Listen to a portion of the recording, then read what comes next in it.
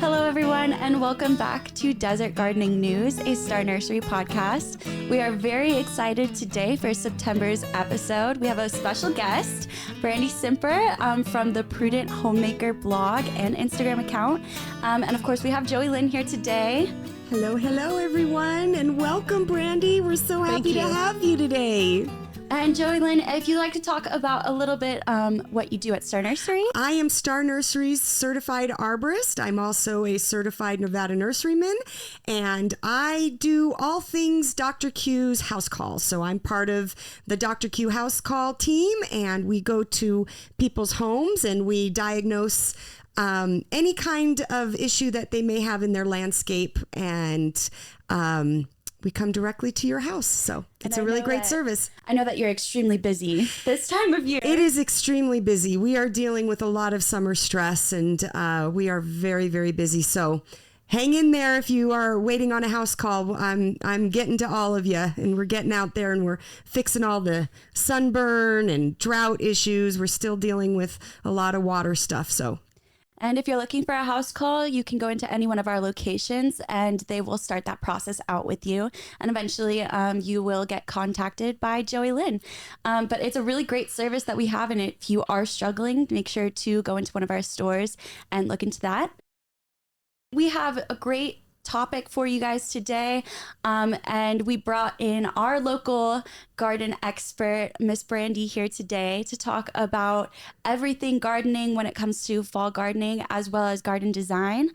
So Brandy, would you like to tell our audience a little bit about who you are, what you do, and a little bit about your gardening experience here in the desert Southwest? Sure. I've been gardening here since I moved here. So now it's been, I've been in Vegas for 23 years, and I've been gardening for 22 years.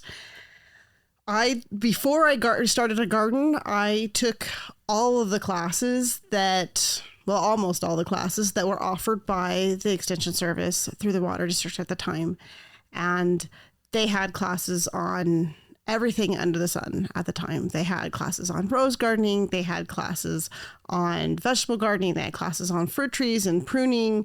And so I took all of the worms. I took all of the classes I could so I could learn before I started. So that was really a nice thing that I was able to do that first. But I noticed that there were a lot of people in the classes had gardens somewhere else. There were a lot of gardeners who were retired, who'd moved to Vegas later. And they were like, this is so different. I grew these things here and it was easy wherever I lived before this, and everything's dying on me now. So I feel like I had a real good head start because I started here from the very beginning, taking classes and learning and seeing what they needed to have us, to grow here, because it's different. The schedule's different. The time is different. You definitely have to have irrigation. And a lot of people come thinking, well, I can just water it by hand, and not understanding that when you water by hand, it might go down an inch, and your roots, anything deeper than that is going to need a lot more water. So I think that really gave me a good start. I've gardened in 2 houses here in Vegas, and my current house is a 0.24 acre lot. So it's a much bigger garden than what I had at my last house, which was actually the main reason we wanted to buy this house, was because I love the yard.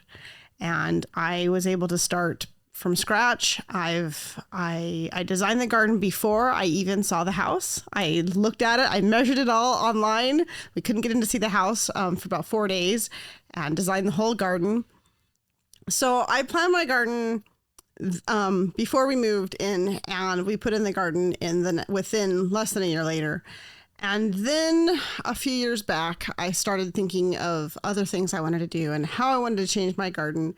And I had a couple of things I really wanted to change. I really wanted more peach trees, even though I already had 3 peach trees. I wanted to have more, because we love peaches, and I wanted to be able to freeze and can peaches to use throughout the year. And then the other thing is I wanted to add more roses. And there was one rose in particular I really wanted to add, the Desdemona rose from David Austin, ever since it came out. And the only way I could see to do that was just to rip everything up and put it right down the middle of the garden. And I kept thinking about it and thinking about it. It was several years of thinking about it. But then I knew in 2021 that the Water District had announced that there would be cuts if the lake fell to a certain level. And so as I watch the water levels of Lake Mead. It's one of those things I like to check, and I like to read articles about it. So I kept watching that, and I went, they're going to do it. They're going to make the cuts, and it's going to change. So during COVID in the fall of 2020, we decided to go ahead and totally change the garden. We tore out 75% of the grass.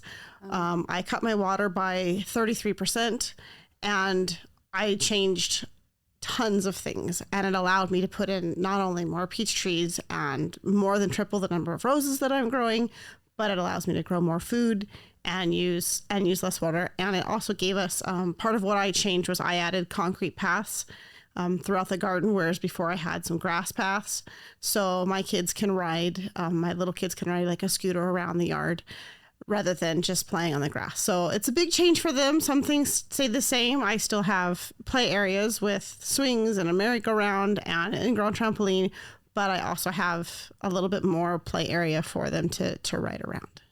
And your garden really is so beautiful, and Thank so you. beautiful to the fact that we kind of discovered your account in your garden, and it's now in one of our publications. If anyone is interested, you can go to starnursery.com and find our summer 2022 green pages. And Brandy, your garden is actually our local garden spotlight in that edition. It is. And you're very active on social media. Do you do blog posts every week, or? I usually have a once a week blog post. My blog is focused on saving money, but a lot of that comes with how I save money by gardening. Though putting in a garden is not a money saving thing to start, I have to say. It's a very, very big investment. But I love that, while I'm paying for water, a lot of that comes back to me in food and flowers. So I can cut my own bouquets. I can eat my own peaches and tomatoes and apricots and everything else from my yard. So I do get a lot of that water back in not just beauty, but in food and nutrition for my family. And like you stated, you actually had a 30% reduction in your water consumption, which I think is so encouraging. And what you took out, you replaced, and now you have more fruit, you have more roses. So the payoff is there, and it's so encouraging. And there's so much that everybody can learn from you. And we're so happy to have you here. It's so exciting. Yeah, especially when it comes to the edibles and growing food in your garden. I think a lot of desert gardeners are immediately discouraged because of the climate, the soil, and the work that goes into it, and the irrigation that you are really having to watch your plants all throughout the year. But as someone who is successful in that, I know that you have so much to share this episode. We're going to be talking a lot about getting your vegetable garden started for the fall and winter season. So today in the news, we just wanted to touch a little bit about historical gardens. And there's this concept of ancient gardens. And it's really exciting to think about because back in, 6000 BC, they didn't have automated irrigation. They didn't have the seeds that we have, the cloning that we can do now, all this technology that is so modern and normal for us in the gardening world. They didn't have any of that, and yet somehow have these mythic gardens of like plethora of food and color, pollinators, wildlife. And it's really inspiring just to think about what was done with so little back then and how normal it was. And one of the characteristics of these ancient gardens, it always came back to the irrigation. And indigenous communities here in the Americas, they utilized Hoyas, which are still utilized today, which essentially, if you're unfamiliar, was a clay reservoir of water that was buried in the ground. And as the water was leached through the clay, it would then irrigate the surrounding soil. So there would be multiple, I'm pretty sure I'm pronouncing it correctly, Hoyas placed in the ground, and it would irrigate the plants. That way you're not constantly hand watering. That's something that, maybe the modern gardener didn't know about, but it could still just as easily be utilized today. And especially in a climate like ours, I think that would be such a beneficial, piece of irrigation to place in the ground. But there's so many other different things that these ancient gardens had that I think a lot of people nowadays have maybe forgotten about, or maybe didn't know in the first place, that we can still learn so much from. Did you guys have any sort of design techniques that you know of that, has been going on for hundreds of thousands of years that maybe not everybody knows about? Well, if you look at the ancient Greek garden design, you have a central courtyard in a house that would have an impluvium that was designed, basically a small pool that would design to catch the rain off of the roof that would come in and give water to your family when it rained, which we don't have as much rain to catch, but it was still that same similar roof design as we have here in Vegas. And then there was a lot of times that families had things like orange trees and other food within that courtyard that was open to the rest of the house. So that's a simple thing that we don't have as much of that now, but you can see that design at the Getty Villa in California. They've got that same design in their gardens. And they also have food and herbs throughout their gardens, which grow really, really well here as well. And we do have a community of gardeners that do harvest rain. So it is a practice that is becoming more and more popular in our environment, because per square foot, you can get gallons of water per square foot that runs off the roof through the gutters. And instead of just letting it go like the monsoons that just left us, imagine if you had the ability to get the water barrels and harvest your rainwater, and you could be using that all the way through the rest of the summer into fall. So it is a practice that's catching on. There are some states that it's actually not legal to harvest your rainwater. I know it's not. But it is here now. It is here now. That's what I was going to say. Now. It is legal now. But and it was because, well, you know why, right? Because our Colorado River, our Hoover Dam, is dependent on everything coming through and filling up. So the thought was, if it was if we had a reduction because everybody was harvesting their water, then that would contribute to the water levels coming down. And that's so interesting. Lawmakers have realized that that's not how come our water levels going down, is because we choose to harvest our rainwater. But yes, lots of good things in that topic for us to learn how to use. And I've also seen, I think it's like the rain chains that you hang off of the corners of the gutters, and then you put that like right on top of a plant, basically, or just a barrel, absolutely, some sort of reservoir to collect the water that way. I don't own a roof that can collect water like that, so I don't have any of the rain chains. But most houses here in Vegas do not have gutters. That's not something that's normally built here. But if you're living, especially if you, as we can see from yesterday's rain, if you live in Summerlin or if you live in Henderson, you're going to get a lot more rain. Those of us in other parts of the valley like to look at the clouds and enjoy the smell, and we might get a few drops, but it doesn't really it doesn't fall nearly as deep. I know that we did get some rain this morning at 3:45. I was awake right before it started, and I heard the thunder and the crack, and the sky just opened, and it poured for about 10 minutes. And I dug in my garden this morning, and it's only down a half an inch. Isn't that amazing? It did not it really did not go down very deep. No, and that's how come we always encourage you to have a low flow of water when you irrigate, because the lower the flow of water, the better the soil is able to absorb it. It's an absorption situation.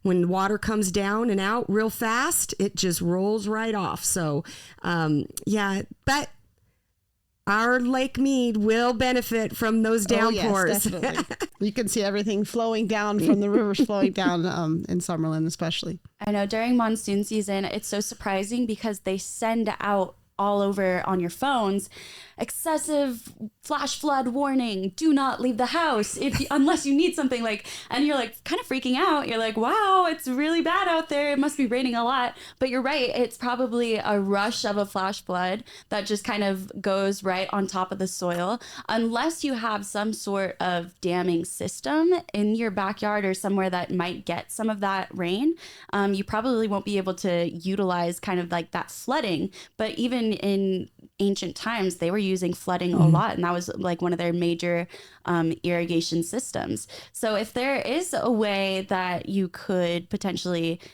trap that oncoming water of the flash flood that we see, that could be very beneficial too, and it could help your irrigation system too, if you can learn to utilize it correctly.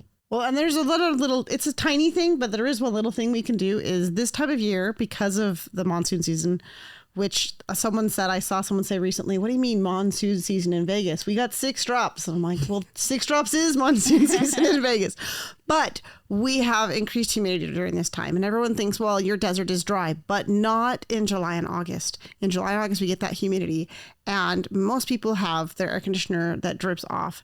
I found you can put like a 1 gallon ice cream bucket right underneath where yours drips off the house. And I get 6 gallons a day during this time of year that I'll just throughout the day, I'll go and take it and put it on some potted plants. Some people are a little worried. What can I use it on? Do I want to use it on edibles? I water agaves with it. So that's a really simple thing. I water bushes. So if you're worried about it, there's always, if you're not everything, even in my very edible garden, not everything is an edible. So, but that's an easy way to get water for free, which is a very rare thing here in Vegas. That's interesting. Wow. How innovative. Never would have thought of the condensation off of the air conditioning. Off, and you have a nice little drip off, and it looks like it's not that much because you'll say it's not that much, but I usually get anywhere between 4 to 6 gallons, depending on how humid it is, a day from the garden. So I just have to go out there from the air conditioner, and so I just have to go out there and check on it, and I just take the bucket and pour it on whatever I need to pour it on. Can you tell us a little bit more about the design? You talked a little bit about what went into your current design of the garden. And so can you tell us maybe of some inspirations that you pulled from when it came to creating your garden at home? Yeah, sure. So for my own garden, I looked, I think, and anyone can do that. You can look on Pinterest, you can look on Instagram, and you can save garden designs that you like. I have a primarily Italian style garden with citrus trees, and it's a very formal garden. Right now, I don't have all of it edged in hedges, but it will be. My front yard is. My backyard with the redo, it's going to take a few years for that all to grow in. But all of my garden beds, it's a very formal garden, even though it's edible. So it's not a raised bed garden. We did something very different, which is what we dug down in our garden. And my entire yard is caliche. It is solid caliche. Aww. So in order to dig caliche, you have to use a jackhammer. Yes. And you can use a backhoe if you soak it for a few days. A tractor literally will not scratch the surface. We did try. So we jackhammered the garden down. Everything went down 2 feet. I took 40 dump trailers to the dump of caliche, and then bought a whole lot of soil from the Star Nursery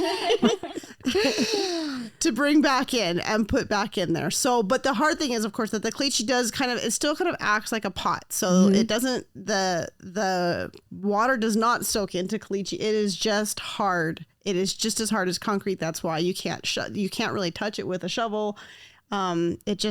That's the way it is. So I wanted to make sure that we said before, because when we first did this garden, we had dug some of it down, and my husband had said, if we ever redo the garden, I'm not doing that again. I'm going to do raised beds.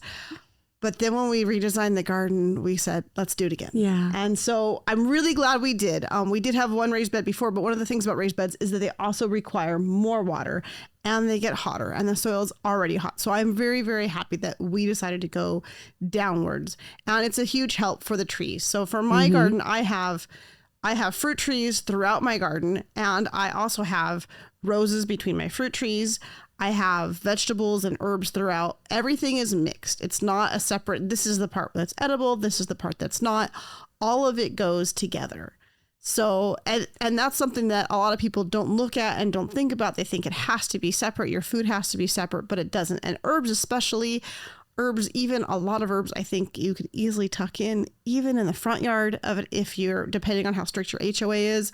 I have an HOA, but I was able to put in fruit trees in the front yard. It really depends on where you live and what your rules are. So both my front yard and my backyard are formal gardens with that at first glance you don't go, oh, that's food. You say, oh, there's roses and there's other flowers, and that's what you see is the flowers, and you see the hedging, and you see the spheres that I have as well, but you don't see the food until you really look, and you go, oh, the trees are fruit trees. If you're going to have trees, why not let them be fruit trees? Absolutely. Most of my trees are fruit trees. I have a few exceptions, but not very many. I do have some flowering pears and flowering plums, but but they don't produce edible fruit. But those are very, very, the rest of everything in my garden is very much edible. So that there's, on my other goal in designing the garden is that there would always be something ripe throughout the year. And that's something that we can easily do. We think, oh, well, everything has to be ripe all at once. If everything's ripe all at once, you have a ton of work all at once, and you'll lose a lot of food because you won't be able to process it fast enough. So I wanted to have something that was always, always ripe. So the summer is actually the harder time to have much ripe, especially August and September are the times that I harvest the very least. But throughout the year, even in the winter, I'm harvesting food. So I have planned my garden so that I have different varieties. Like I have peaches, but I have 2 varieties of peaches so that I can have peaches in May and I can have peaches in July. I have apricots, 2 different types so that I can have apricots at the beginning of May, end of April, and also again in June. I have a mission fig, which crops twice a year. So that gives me, right now it's fruiting again. And then I have different citrus that are ripe throughout different times. And the nice thing is a lot of citrus, they stay on the tree. So those are ripe at different times of the year. And then I just want variety because we can have a lot of variety. It doesn't have to be, oh, I only grow this one. So like tomatoes, I grow several different varieties so that I have something different. And then also just with varieties, I just try to have a lot of different herbs that I can have throughout the year. Some of them have to be harvested and dried during the winter because they will definitely go dormant, like oregano will go dormant and mint will go dormant. But if you cut it and dry it, which here you do not even need a dehydrator, you can just take it, you can cut it and wash it quickly because if you don't do it within a couple hours, it's already drying out. So I just cut it and dry it and I'll just put it like, you can take the leaves off or you can just leave it on the stems and just put it on a cooling rack. And if you put it at this time of year, we're all running our ceiling fan. So if it's under your ceiling fan, it's usually dry by the end of the day, especially in our dry community. So that makes it very easy and simple to dry your herbs without even using any heat. So I try to grow all of my own basil and parsley and oregano to use throughout the year. I grow mint and I grow lemon verbena as well to use. And last year I started growing Roselle hibiscus as well, which I absolutely love. I grew a ton of it and it's been really excited to have that because for many, many years I was wanting to grow it and I didn't know what it was quite that. I mean, we know the term hibiscus. I didn't know how it was different from other hibiscus.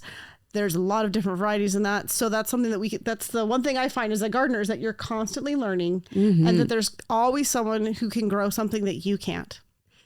That is true. Yeah. That is very, very true. So it's not, nobody in our listening or viewing audience should feel inferior or anything. This is why we have you on, is so that we're all encouraged to try new things. We're all encouraged to do the preparation, to think a little bit outside of the box, because you don't think that if you have a very formal Italian garden that you have herbs mixed down in the understory. You know, having the herbs, they're bringing in pollinators all throughout the year. Definitely. So you're benefiting from it. So this is what's so exciting about having you here, is because in the pages of the magazine, your garden does look very formal, and to know all the little hidden workings of how hard everything is working to complement each other is just really, really exciting. So, she does have on the Instagram her post about the hibiscus, which is exciting. Your bulbs that you put in December. How did they do this spring? I have several hundred daffodils that I grow in my garden. So, and that's a fun thing because you don't always think of daffodils as growing in Las Vegas, but if we want to grow bulbs, look for bulbs that are marked for zones 8 or 9, so they don't need as many chilling hours. Not all bulbs are going to do well here, but those ones will, especially if they're a zone 9, they're going to come back. You don't have to dig them up. People say, well, you dig them up. No, I have enough work to do in the garden. That's plenty of work. Yes. But I did want to touch on what you said about pollinators. One of the questions I've gotten asked before is, if you're trying to grow as much food as you can, why would you plant flowers? Why would you use any of that space for flowers? But bringing the flowers in is a really important part of pollination. And when the herbs flower, that also brings them in. But a lot of people said, I see this in the local gardening groups. A lot of times people say, well, my fruit trees are flowering, but there's no bees. I don't see any bees. But if you've got other flowers out there, the bees are already there and they already know to come to your garden. And the more that you plant, the more they will come. One of the things I've noticed with our renovation is while we had everything pulled out, all of the birds and bees disappeared completely from our garden because there was nothing growing, and there was stuff growing in the front, but in the back, we didn't hear the birds for a couple of years. Even the next year as we put it in, we didn't hear them. And this year I'm finally seeing a return of the birds and I get to hear them. I love opening my windows in the spring and listening to the mockingbird sing. And so I'm hearing those and seeing the birds again. Now the birds are going to get to your fruit some, but they also need to eat too. So I think there's a balance. We feed the birds as well and enjoy what they do, but they also eat the bugs and so that's a nice thing to have, perfect little cycle. So, Brandy, I wanted to ask, what is it like being such a popular person in the gardening community and you opening up your garden to the public? You do garden tours or have done garden tours. Do you have any coming up? And just tell us a little bit about that. Okay, so I usually have a garden tour in the spring. I usually do one a year. During our renovation, of course, all of that stopped. And it was also during COVID, so that quit. I haven't done one every single year, but if there's enough requests for it, I have had one. I have to limit it to a certain number of people because everyone can see and look around. But as I've had garden tours in the past, it's something that I always wanted to do, and it's a lot of fun. People like to come that ask questions. I've had people come from California and from Utah and from Arizona to come see my garden during those tours. And they've all said that it was totally worth a drive. It was beneficial. Someone came last time. She's like, yeah, we got a hotel. We're staying overnight so they could come and see my garden on a Saturday morning. So I usually have my garden tours in the spring. In the past, I had them in February so that people could be ready to plant for the year. So everything wasn't in bloom, but it was a good chance to talk about pruning, which I still do talk about pruning, but also to see this is where it's at when it's not as full and lush, but now you can plant if they were ready. But what I've also found is that a lot of people come to the tours and they haven't started a garden yet. They're not ready to plant. They're just getting ideas for designing their own garden. So I've switched my garden tours to be when all the daffodils are in bloom. So I usually have them in March. It's a lot cooler. I've had people say, well, do you want to do one in April or May? Nobody wants to stand out in the heat in April or May, least of all me. So I usually do them then in March when it's just gorgeous as can be, and we can see the hummingbirds and we can see the bees and we can smell the daffodils, and then people ask a lot of questions so that they can get ideas for designing their own garden. So, Brandy, when it comes to locals or people from out of state coming and seeing your garden, are there typically like some of the same questions that are brought up that maybe you can bring up here today in order to give a little bit more insight of what it means to design a garden in the desert Southwest? Most of the questions I get are not about design. They're usually about pests or things like that in that nature. And just asking about, we'll talk a lot about pruning, but afterwards, like on my last garden tour afterwards I did let people know. And afterwards I had a couple people who had me come and give them ideas on design. A lot of times people just want to know, what can I plant in this little corner of my yard? Or I want to plant these few things. Where's the best place to plant them in my yard? And they asked me to come and see their where the sun is hitting and what it would be the best spot to put certain plants that they want, or what would be the best plants to put in that spot because they're kind of stuck on that.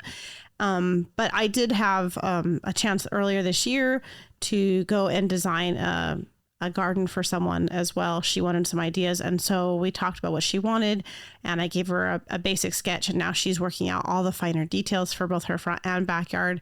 And she was really excited. It was a whole lot of fun to design her garden for her and to look at what she can do, because a lot of times I think we look at the spaces like she has, most of us have like skinny side yards, and she was like, what can I do here? And so we looked at things she could do because her kitchen windows look right out at that wall. And one of the things that we can do, and it's a shady spot, is I suggested that she could grow star jasmine on a diagonal there so that you have something. And she was so excited. And it was, if you're watching this, I had so much fun with you. It was so well, fun. If you're watching this, welcome. Do you have a list of bulletproof things that are your go-to that you know are very successful in a full sun exposure that brings lots of beauty? What are the go-tos that you like to recommend? You know, it's funny you ask that because what might be my go-tos might not be someone else's go-tos. So my sister-in-law grows things that I still cannot grow. For example? She can grow zucchini. Oh, she's one of those that on zucchini, on dropping them off at the neighbors. She's giving it to everybody. I said, where did you get those zucchini? And she goes, oh, those are from my garden. And she's gardened here in Vegas for many, many years, more than I have. And she grows zucchini really well. She grows peppers really well. And those are really difficult things for me to grow. So what might be easy for one person might be really hard for another person. One of the things I've learned from my garden tours is that there's always someone who can grow something you can't. I've had people ask questions, well, what about growing this or what about growing that? And I've said, you know, I've grown it. I've tried. And I try zucchini every year. I have not ever given up. I said, I continue to try, and someone else will say, well, it grows just fine for me. I just put the seeds in the ground and it grows. So there's always someone who can grow something you can't, and they don't always know the secret to why it works in their yard and why it doesn't. So that's always a tricky thing. So what works for me might not work for you. I just want to preface it with that. But for me, fruit trees are one of the best things that we can grow here in Vegas. I love to grow peaches and I grow apricots. I had never had apricots before moving to Vegas, except for dried apricots. I tried growing apricot trees because my husband said I really like apricots, and I grew to really enjoy them. Now, how big do you allow your apricot trees to get? I top everything at about 10 feet because more than that, I don't feel safe getting up there on the ladder doing that. That's as much as I can reach. 10 feet is a pretty tall tree. So good for you. That's really, really great. I'm very impressed that you allow it to get that big. So do you utilize a lot of bird netting in your gardens? I have not used bird netting. That might change. I would suggest if I were to be doing a Dr. Q's house call right now, first thing I probably would recommend is get yourself some bird netting or at least some flashing. If you can't get up to the top when you're up there pruning next time, put a little bird netting up at the top. A little flash. I have a little extra thing that I've used in the past, which is I have 9 children. And I homeschool. So when we're home during the day, I say, go chase the birds. That's PE, right? We have them run out and open the doors and chase the birds out of the tree. So I know the birds will get some, but that's usually what I use. In fact, when I planned my renovation of the garden, I planned that my May ripening peaches would be further out from the house, and my July ripening peaches would be closer to the house, so I didn't have to walk as far in the summer to open the doors, because I could open the doors and scare the birds. That is just brilliant. That doesn't work as well in the front yard, though. She sets her dog on the birds. Yes, I have a trained little mix dog that I would go, get the birdies. And she just shoots out and gets the birdies. But I always allow the birds to have some. I mean, so that's not, absolutely. That's as long as they don't take all of them. This year they were a bit brutal this year. They were getting a lot more, I think, because we didn't have our monsoon season as early as it normally is. We didn't have the cloud cover, and they were thirsty, and they were on the peaches way earlier than usual. And that's, for me, that's always the good side of knowing it's ripe, is about a week before it's ripe, the birds are eating your fruit. Mother Nature has a perfect way of telling us when something is harvestable. So it's by the wildlife getting to it. They're there about a week early, so that you just have to watch. I am trying to switch to more mesh bags as well for like grapes. I did not get them out this year. I did in the past, and I didn't, and I meant to go do them, and literally 2 days later, a whole bunch of my grapes were gone. So yes, there are definitely ways we can do it, and that then you don't have to cover everything, but you can just they have like nice mesh bags, they're about this long, that'll fit over a bunch of grapes. And as I have more grapes, because we put in new grapevines, we replaced our old grapevines with new ones. As those grow taller, I definitely plan on netting those. And those will be growing over the top of our pergola, which is also 10 feet tall. So I'll be doing all that on the ladder. You need to be very careful. Yes. So Brandy, is there any other tips and tricks that you would recommend to our desert gardeners that are listening today when it comes to designing their gardens or planning one specific spot? I would definitely say use Pinterest and use Instagram, which you could make folders there as well, to just figure out what you want. Because a lot of people I've talked to when they're asking, well, I don't know what I want a garden. Can you help me design a garden? Look at what you like. When I redid our front yard, I wasn't quite sure what I wanted. I had a couple of different ideas. And so I started penning things on Pinterest to figure out what I wanted. And I noticed after a while that all but one of my pictures had white flowers. And that's how my front yard became a white garden full of white flowers. I didn't know that that's what I wanted going into it. I knew a couple of things I wanted, but as you pin things, you'll start to notice patterns and see, oh, this is the style I'm drawn to. Because a lot of times we don't know what we want until we see it. And when we see it, we can go, oh, I love that element, or I love this element. It doesn't have to be the whole thing. So a lot of times that I think that people get intimidated by the idea of designing their own yard because they haven't seen what they like. And I definitely think that here in town, as home builders continue to build, we're definitely seeing a lot more design that's actually a lot better design out there than what we've seen in the past, where before it was like, let's stick 5 bushes in a tree in the front yard, especially when we first cut our water back in 2004 and we got rid of front yard grass. That's kind of what we saw. And it wasn't really exciting and it wasn't really full or lush. It was just rock. Mm-hmm. And it doesn't have to be that. You are correct. In fact, in the garden that I designed recently, she said, well, I want something that looks like an English garden. Can I do that? And her husband said, I don't know if you can do that. But yes, you can do that. But what we miss is that, one, a lot of English gardens and French gardens are based on Italian gardens. Sometimes you go, oh, that's an English garden. That's a French garden.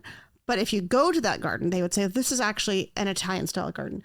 So there's a lot of things that we can incorporate into our gardens and make work. So one of the things that you look at in those gardens is a lot of times they do have rock. They have crushed rock walkways and pathways. So that is something that we can still do that. And it still has that design element. That doesn't mean you can't have a Mediterranean style garden or a European style garden. You can still do that very much here. It's not done as often, but it can be done. And it can be done a lot of times with a lot of our desert plants. If you're looking at Italian gardens, like say, okay, you're like on Instagram, you're like, let's look at Lake Garda or Lake Como. And we're looking at those gardens. And all of a sudden if you really look at the plants, you'll say, well, wait a second, that's century plants. Mm-hmm. That's agaves. That's lemon trees. Those are bougainvillea. Those are things that all grow here and grow really, really well. And there's Italian cypress, which we can also grow here. And we'll look at the hedging. And if you really look, those things work here very, very easily. They're plants that you can get at Star Nursery that they've carried for years, and you can put those throughout your garden. But the most important thing, I think, is once you've designed what you want, you have to go and have irrigation to everything that you've done. Because without formal irrigation on a clock that's going to be drip irrigation, nothing is going to make it. And also, you're not going to want to be out there watering in the summer. Yeah. Nobody really wants to go outside when it's 114. No, you may have all the love and passion and good intention, but when 118 hits, you're not going to want to be out there. And that's when all of that automated irrigation is just really going to fit in perfectly and do the job for you. And that's when they need it the most. So very good point. And then that also makes it very easy. One of the questions I get asked on my blog a lot is, how much time do you spend weeding? Because we don't have as much rain from the sky, because our soil is not that big, wonderful black loam like it has in other places, and because we're using drip irrigation, we don't have nearly as many weeds. Mm-hmm. We can weed, and the weeds are going to grow right up around your drip, but the water is only going to go right where your plants are. So you're going to have some weeds, but they're going to be rare, and they're going to be different weeds. Yes, this morning I pulled spurge from my garden, so that's what we can generally consider a weed. But we're also going to pull things like mesquite trees and palm trees that have decided to grow in our yard. So, and if you don't pull those palm trees quickly, you'll have a palm tree in your yard. Right. So if you don't have a palm tree wherever that random spot is, you definitely need to pull it. Or your neighbor's African sumac. Yes, African sumac are all over. That's a big one that I have to deal with as well. Well, thank you so much for all of your experience and tips and tricks when it comes to designing. I know that everyone after listening this is going to go directly to your Instagram to check out exactly how beautiful your garden is. And it really is amazing. And everyone should go check that out. And you are so experienced in edibles, and it's September. So it's the perfect time to start talking about what you both are considering when it comes to planning your fall garden. Do you guys have anything going in the works right now going on when it comes to planning? Are you guys starting to germinate seeds maybe, or? Well, I first want to go to the very, very beginning. Okay. I want to know, are you someone who keeps a garden journal, or do you use your blog and your social media as kind of your gardening journal?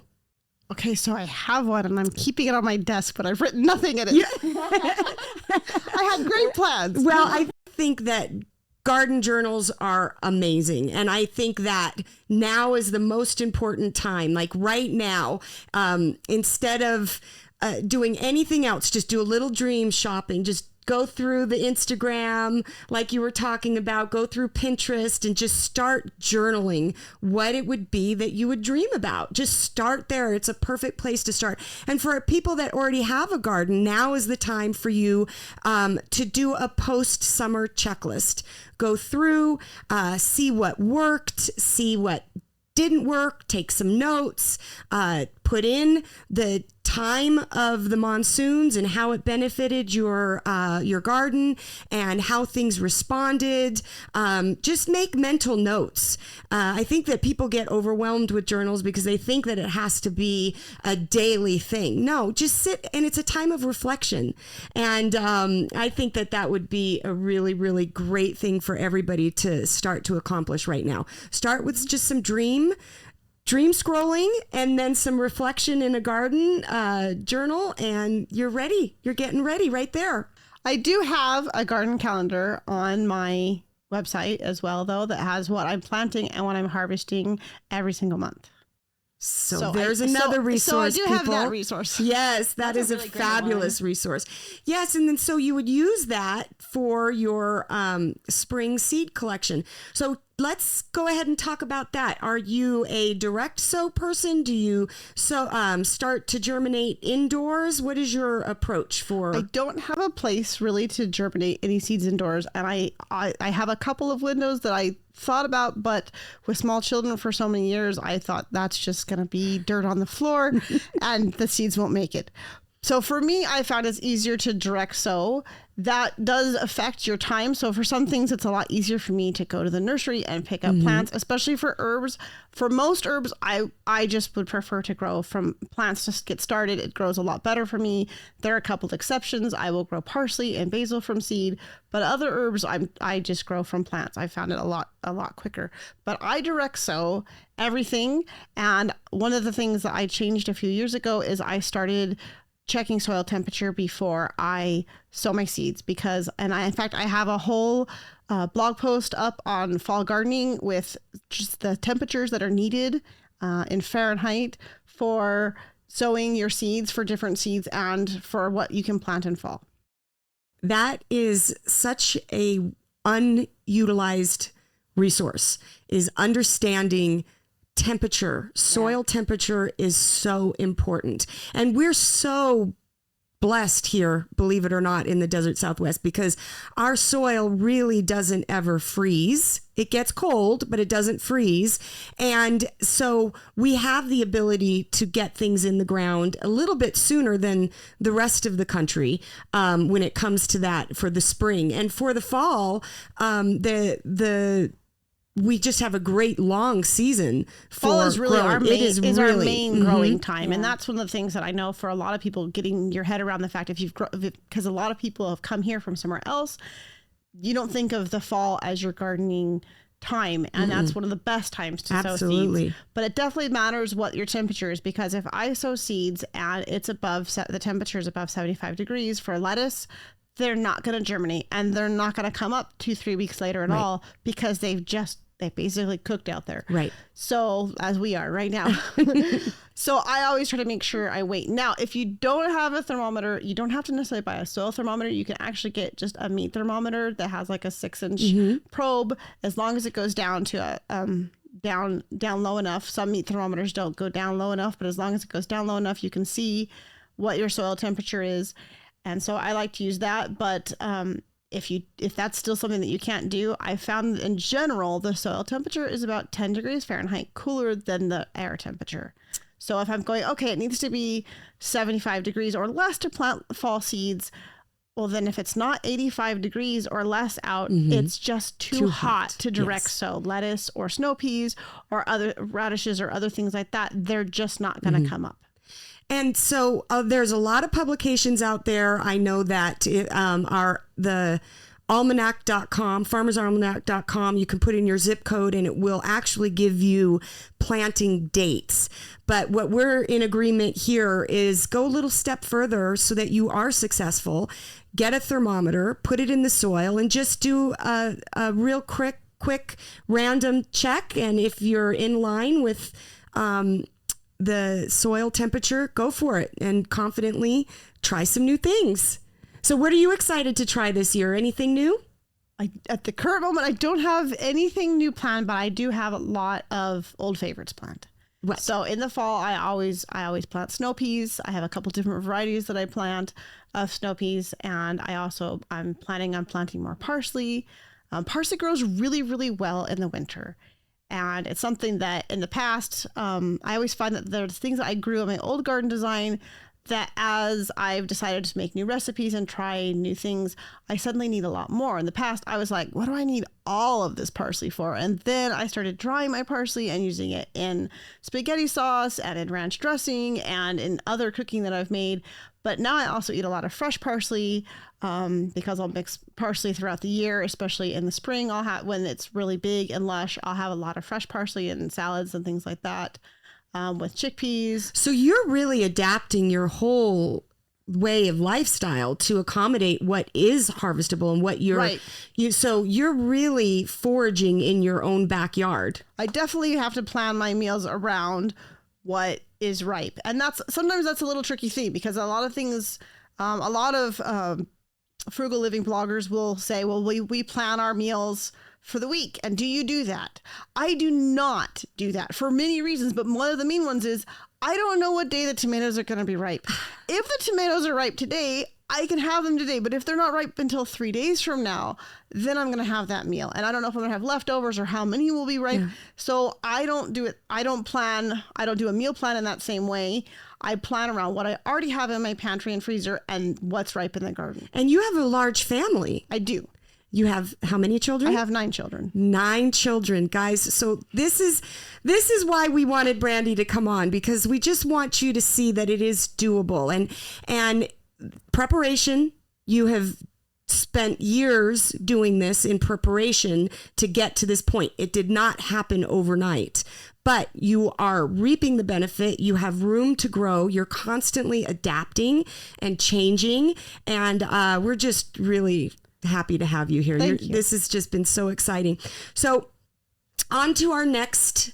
You said that you don't have much in harvesting right now, right? Not this time of year, not so usually. Tell me, do you do a lot of seed collecting from your flowers? Or is this something that's a part of your practice as well? I do collect seeds usually, but I usually collect lettuce seeds in the spring. That'll be done, not as much this time of year. And it always depends on the year. I think a lot of people tell me that they get really intimidated planting a garden because I planted everything and then it died. And I say, well, first of all, did you have good soil? Did you have irrigation? Oh, I was watering it by hand. That's always the biggest factor that I find, is that people say I was watering it by hand. And so they get really worried. I heard something recently that said there are no green thumbs. You just plant more plants. You just, and that's true. If you think, and I hear that a lot of people say, oh, but you just have a green thumb. I don't believe that there is a green thumb. We just have to try again. We have to pull out the dead plants and replace them. Things are going to die. I had several things die this year. I had a peach tree that just died 2 weeks ago, right as the peaches were ripening. I've never had a peach tree die in that way.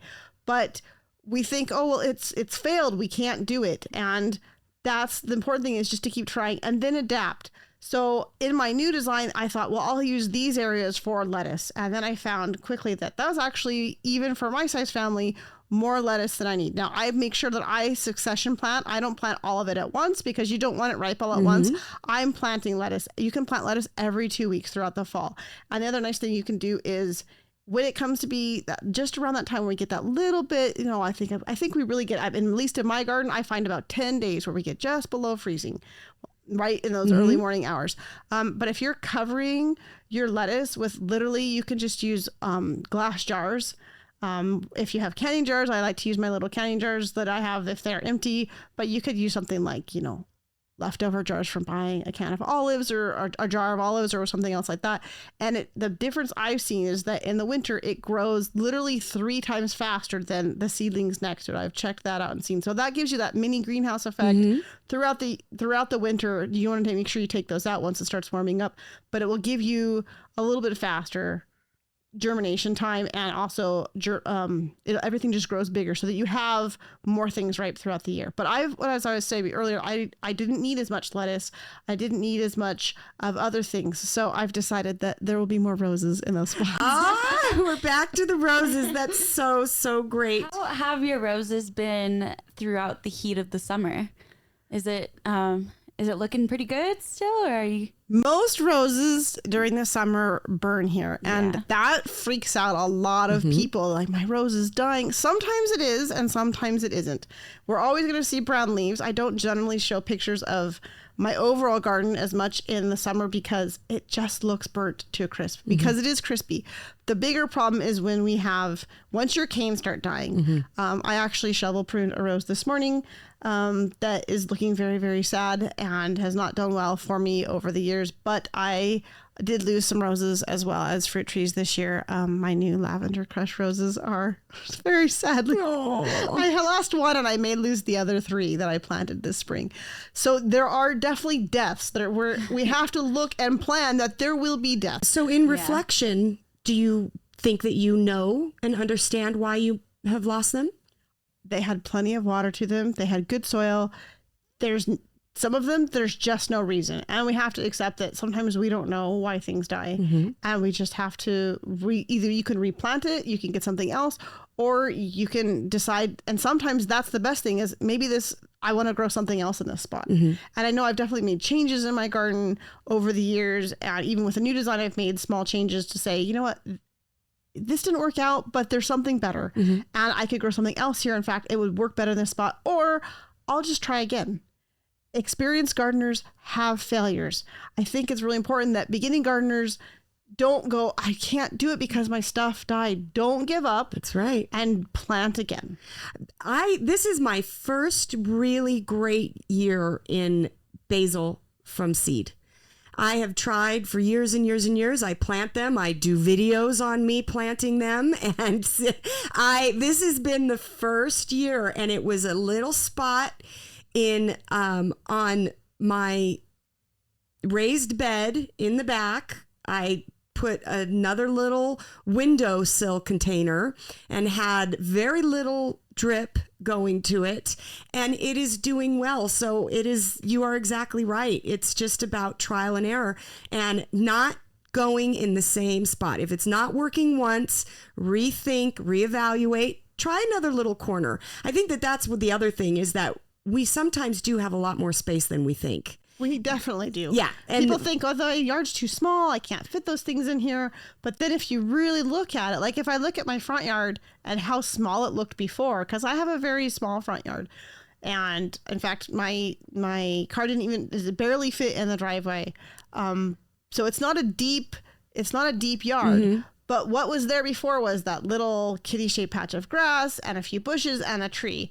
And when we took that out and we leveled it and brought in new soil and put things in, suddenly there was a whole lot that could grow there. I have 10 roses growing there. Yes. I have 3 lemon trees. I have an apricot, and I have a peach. I have 2 flowering plums. I have vincas, and I have hedges. And the HOA was... there. And it was all approved. See? So it definitely depends. Now, some HOAs are going to say, well, you can only have these plants. I had a limit on you can put a wall in your front yard because I wanted to level the yard. One of the reasons of leveling it was because in our past house, the front yard had grass. And if the sprinklers hit the grass, which they did within 1 minute, we're not allowed to do that. So I made sure that it would be flat, even on drip, so it would never have an issue with water running off and running into the street or onto the sidewalk. So So I was able to do that, but the rule said, well, the wall can only be 21 inches tall. So my wall, I think it's around 18 inches because that's how the bricks worked out. But then behind the wall, I planted a hedge.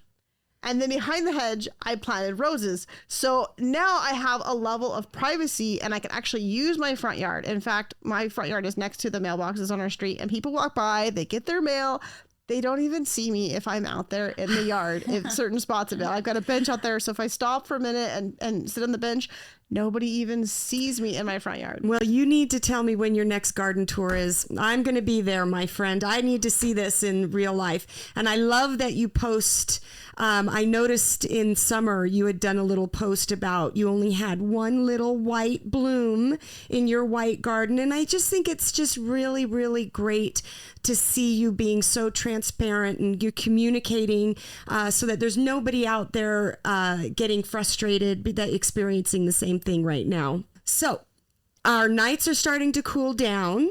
And now is the time that you can start to get back to using your insecticidal soaps, start using your neem oils, start using your fungicides again, all because of that nighttime temperature. We're getting down. We want our nights to be 85 degrees or thereabouts. That's what the label says on these products. So we always read our label and we always apply any kind of insecticide or herbicide according to the label. And that is generally the temperature. It's also about sun exposure. So you may have an 85-degree night, but you're still blaring at 6 p.m. Use caution in using any of these things. So with that, what is your approach with insecticides and things like that? How do you approach that in your garden? So I try to spray as little as possible, and I mostly limit things to organic sprays. I've had to have a few exceptions to that, but not normally. So for example, I don't buy organic fruits and vegetables at the store. That's not something in my budget, but I can grow organically. So I can choose to fertilize that way, and I can choose to spray that way. In the United States, neem oil and spinosad are both considered organic sprays. Mm-hmm. Now in the UK, if anyone chimes in, those are not considered organic sprays in other countries, and they're banned for the homeowner to use. But they're something that we can easily use here. I usually spray, like for example, my roses and my fruit trees. In the past, I will prune and I will spray. And in the past, I've only sprayed once a year. I've switched to spraying usually twice during the dormant season or right as things are coming out. This year, I will probably do a fall spray as well once it cools down. I have a lot of spider mites that I'm dealing with this year, and I'm dealing with some powdery mildew. Neem oil usually takes care of both of those, but I know you can also use a miticide as well if that's a bigger issue as well. But it's just, right now, it's just been too hot to spray, so you just have to kind of wait. And your plants have to suffer until they're able to do, because if not, all you're going to do is cook your plant. Mm-hmm. Absolutely.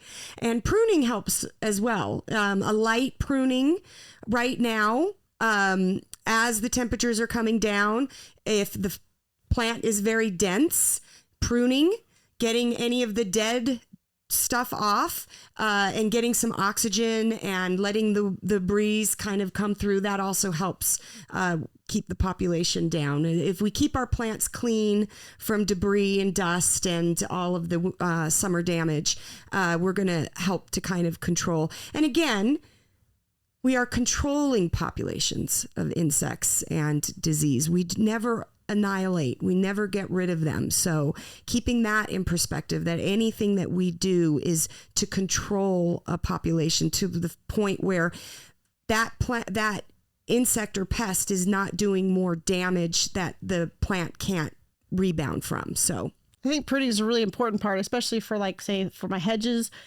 They have a lot of spider mites. They like to be on the tips. So around that time in fall, you want to do a fall pruning of your hedges anyway to keep them in shape. And as you prune, you're going to get rid of most of the spider mites anyway, just in pruning. That's right. All that goes into the landfill, though. Yes, it does. We don't want anything with powdery mildew being composted or recycled. So anything with insects or disease, fungal, black spot, rust spots, anything on your roses, feel fine and comfortable putting them in the landfill. So one of the things you mentioned was pruning roses as well in the fall. And as we really want to leave the burnt leaves on at this time of year to just kind of shade the canes and shade the rest of the rose. But this time of year, you want to go ahead and do a fall pruning. In fact, David Austin Roses in their Handbook of Roses a couple of years ago came out and said, for the desert Southwest, you want to do that fall pruning. And it's as much as a third, because in a hotter climate, roses get a lot taller. So if you prune your roses down by a third, it's going to do a couple of things for you. One, you're going to get rid of the ugly, dead looking rose, and it's going to help it a lot. And then it's going to help your rose more quickly make new branches and new flowers so that you can get an October and November flush of roses, and sometimes even a December flush of roses. So I've started doing a fall pruning of my roses. I didn't do that in the past, but since I've started doing that a couple of years ago, I've seen a huge improvement in the number of roses I get and just the health of my rose plants and the way that they look. And is there anything else that our listeners should be looking to prune in the fall?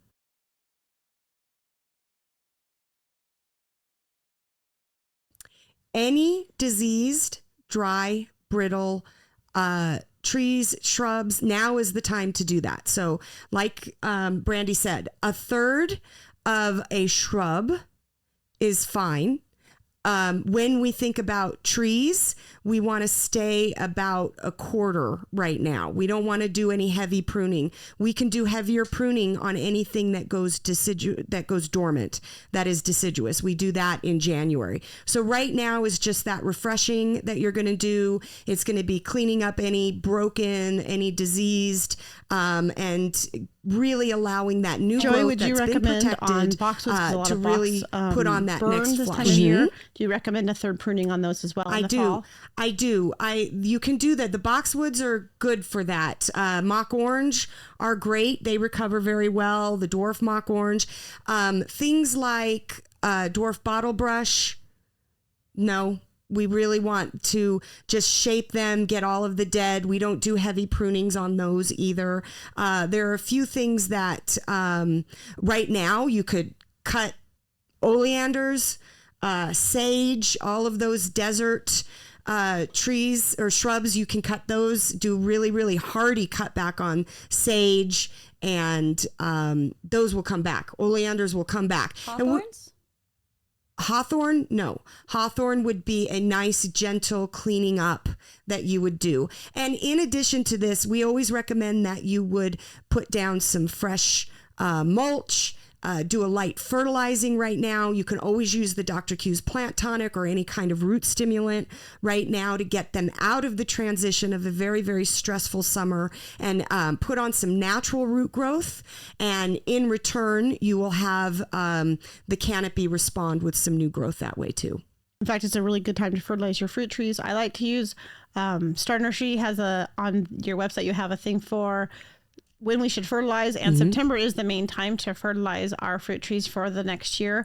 Lynn Mills, a long time ago, when he taught the gardening classes, he used your outline for that, and then he changed it to be more organic.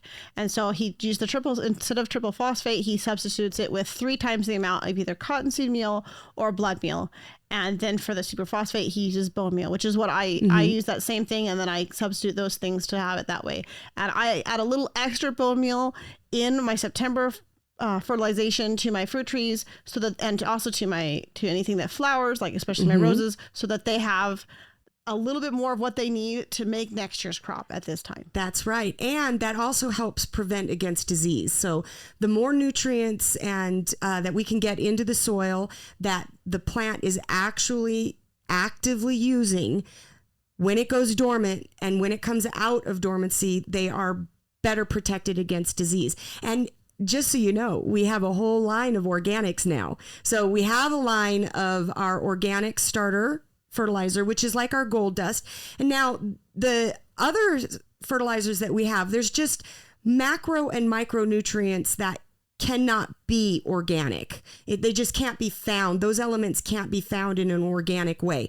But and be listed as OMRI. So now we have come up with modified formulas in our fertilizer. So we have the starter fertilizer, which is like our gold dust starter, but now it's Stardust, and that is organic. We have our fruit and nut organic. We have an organic citrus, and we have an organic vegetable fertilizer. So you can go organic and get all those really good extras. But the mix that you're talking about is a fabulous mix. You can also go to our website and look at our star notes for our rose potion and our fruit mix.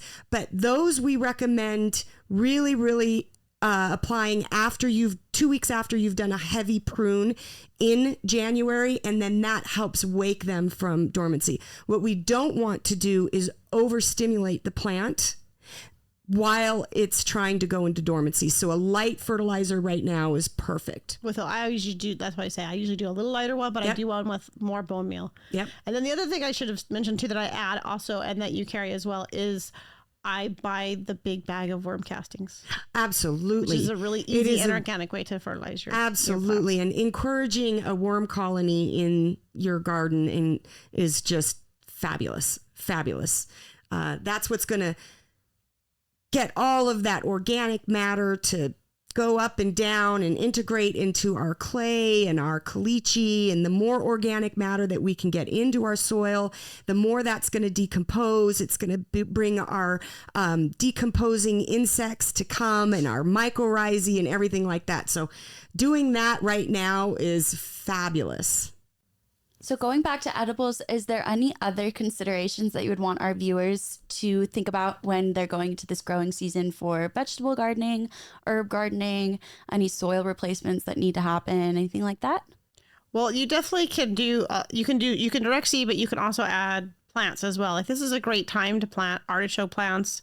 They're going to grow. You can start from plants or you can start from seed. They're going to grow bigger. They're going to take a few years to really give you a good production, but fall planting is a great time to plant those things to have ready for the next spring, because they're gonna grow just fine in the fall. In fact, if you grow artichokes and you're new to growing artichokes, it kind of freaks you out. You'll think it's dead, it's gone back, but the roots are alive. Most of the time, your artichoke comes back. There will be some times that you'll lose them, but most of the time your artichoke's going to start putting out new growth in the fall, and you'll go, oh, it's still there, and so you'll see new leaves coming forth.